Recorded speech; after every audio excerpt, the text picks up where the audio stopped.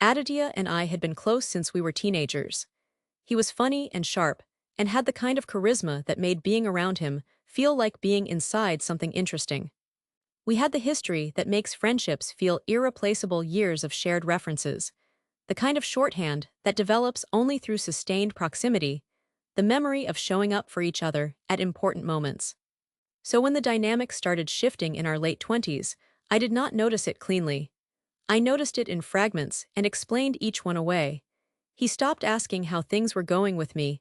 I told myself he was distracted by his own problems. He regularly canceled plans at the last minute.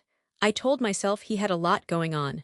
He reached out mainly when he needed something, advice, a favor, someone to vent to, and disappeared when things were going well for him. I told myself that was just how some people process difficulty, leaning on their closest friends when they needed them most. Each individual explanation was plausible. The pattern, when I finally allowed myself to see it as a pattern, was less so.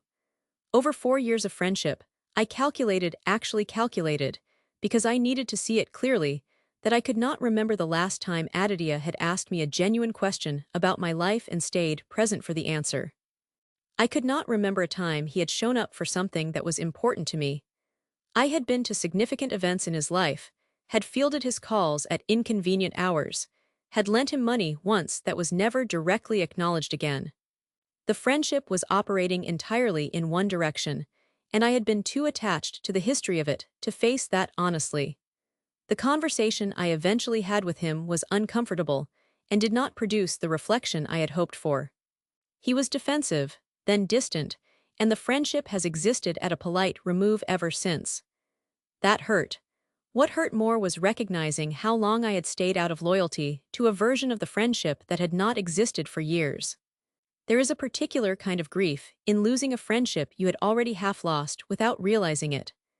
I am more attentive now to reciprocity, not as a ledger I obsessively track, but as a general sense of whether energy in a relationship flows both ways. Friendships can survive periods of imbalance. They cannot survive becoming structurally imbalanced. The difference matters.